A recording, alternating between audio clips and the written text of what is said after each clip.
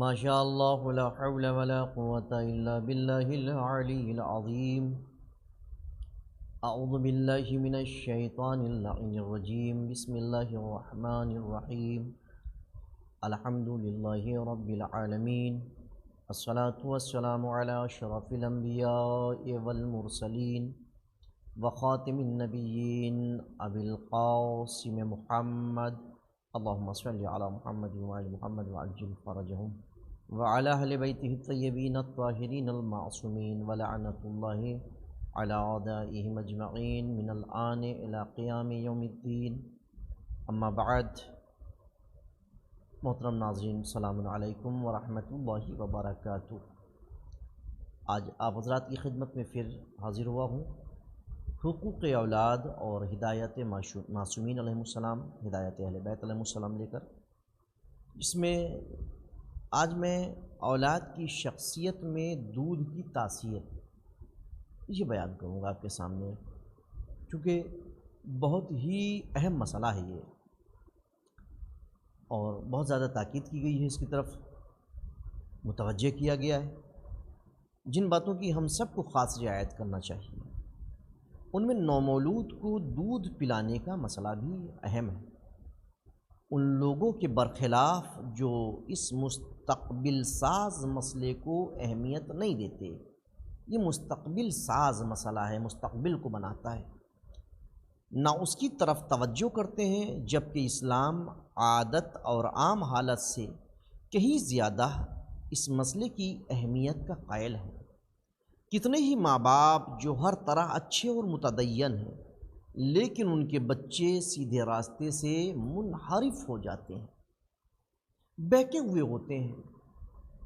جب اس انحراف کی وجہ معلوم کی جاتی ہے کہ آخر کیا سبب ہے، کیا وجہ ہے کہ جو منحرف ہو چکے ہیں، سیدھے راستے سے بہکے ہوئے ہیں، تو نہایت افسوس کے ساتھ اس کا سبب بچے کو دودھ پلانے کے سلسلے میں اپنی بے توجہی کو بتاتے ہیں.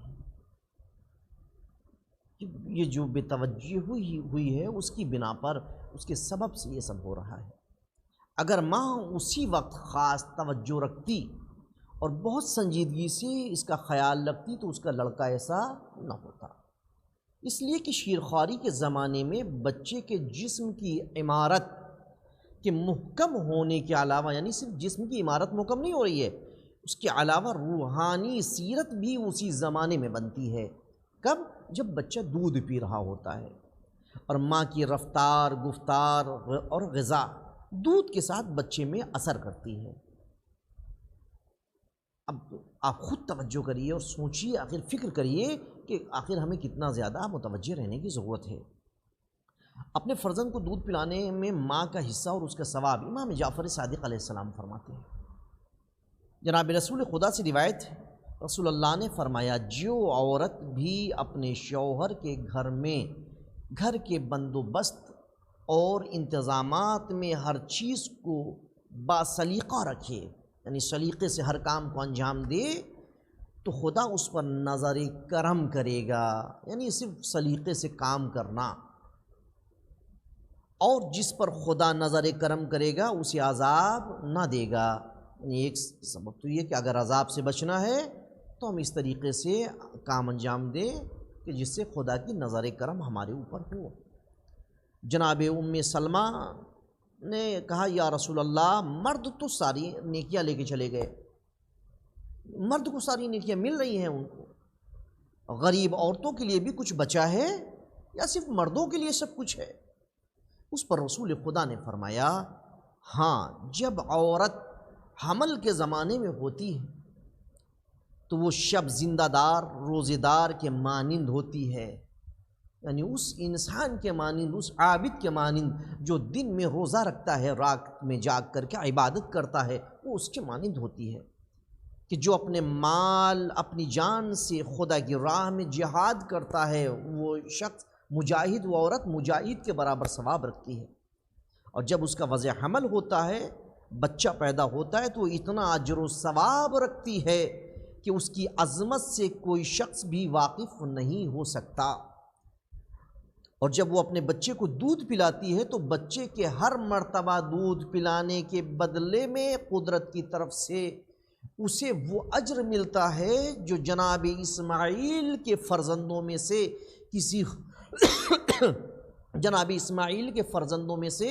کسی غلام فرزند کو آزاد کرنے کا ثواب۔ اللہ اکبر، یعنی جناب اسماعیل کی نسل کا کوئی بچہ جو غلام ہو گیا ہو اور اس کو آزاد کرانے کا بہت زیادہ ثواب ہے، تو وہ ثواب اس ماں کو، اس عورت کو ملے گا جو ان چیزوں سے گزری اور اس نے پھر اپنے بچے کو دودھ پلایا، اور ہر مرتبہ یہ ثواب ملے گا اس کو۔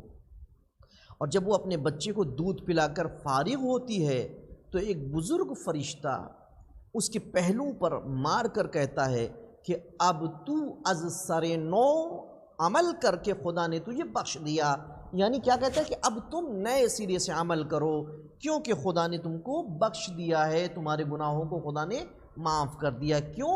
جو تم نے یہ کام انجام دیا ہے، یعنی وضع حمل اور حمل کا برداشت کرنا اور اس کے بعد بچے کو دودھ پلانا، یہ تمام چیزیں۔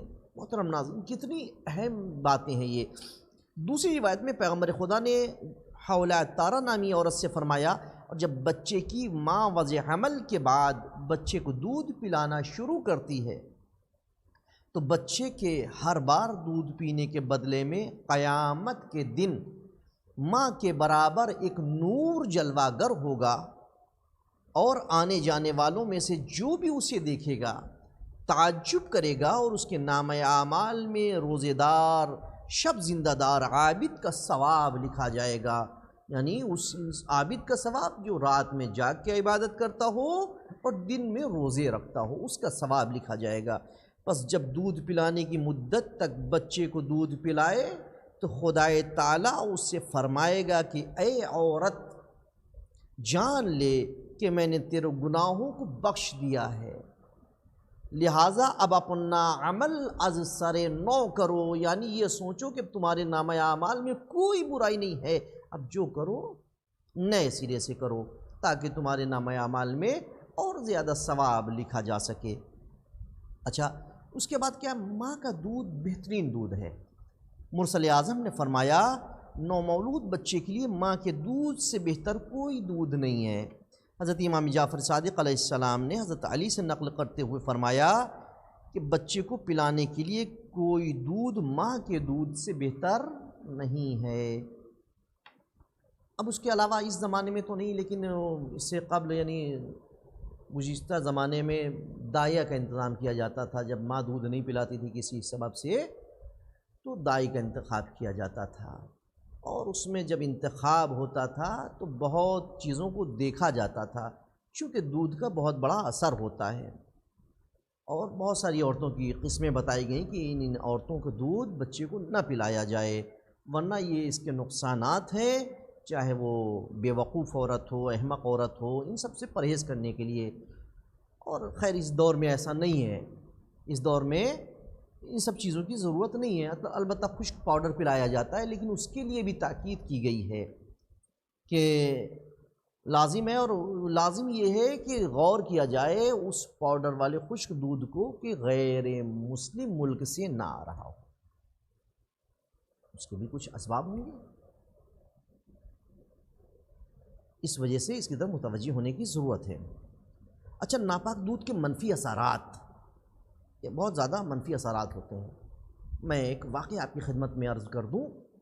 مرحوم الحاج شیخ فضل اللہ نوری سے لوگوں نے پوچھا، آپ کے لڑکوں میں سے ایک لڑکا کیوں یخرج الحی من المیت، خدا زندہ کو مردے سے نکالتا ہے اور پیدا کرتا ہے، قرآن کا مصداق ہوا، کیوں اس حد تک شریر ہو گیا آپ کا بیٹا؟ بہت بڑے عالم تھے فضل اللہ نوری۔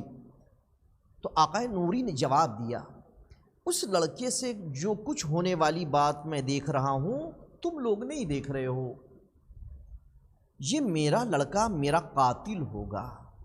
اللہ اکبر! آقا نوری کہہ رہے ہیں کہ میرا لڑکا میرا قاتل ہوگا اور مجھے دار پر لٹکا کر تالیاں پیٹے گا، خوشی منائے گا اور مبارکباد کہے گا۔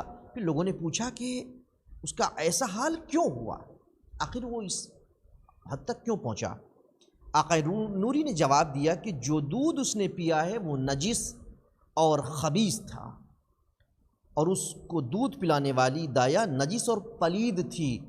لوگوں نے خواہش کی کہ آپ اس کی داستان بیان تو کریں، تو آقا نوری نے فرمایا جس زمانے میں بزرگ استاد آقا مرزا شیرازی کی خدمت میں مشرف ہوا، اس زمانے میں نے خدا نے مجھے یہ لڑکا عطا کیا۔ جب میں وہاں پہنچا، اس کی ماں کے دودھ نہیں تھا، ہم لوگ دودھ پلانے کے لیے دایا رکھنے پر مجبور ہوئے، اور بغیر تحقیق بچے کو دودھ پلانے کے لیے ایک عورت کو مقرر کیا۔ اس عورت نے اس بچے کو 2 سال دودھ پلایا۔ بعد میں معلوم ہوا کہ وہ عورت ناصبی اور خوارج تھی، خوارج میں سے تھی، اور اس نے 2 سال تک بچے کو ناپاک دودھ پلایا۔ نجس، حرام اور مجہول دودھ بھی اپنا اثر چھوڑتا ہے۔ اللہ اکبر۔ لہذا محترم ناظرین، ہمیں اس کی طرف بھی بہت متوجہ ہونے کی ضرورت ہے۔ دودھ کا مسئلہ ایک معمولی مسئلہ نہیں ہے، بہت اہم مسئلہ ہے،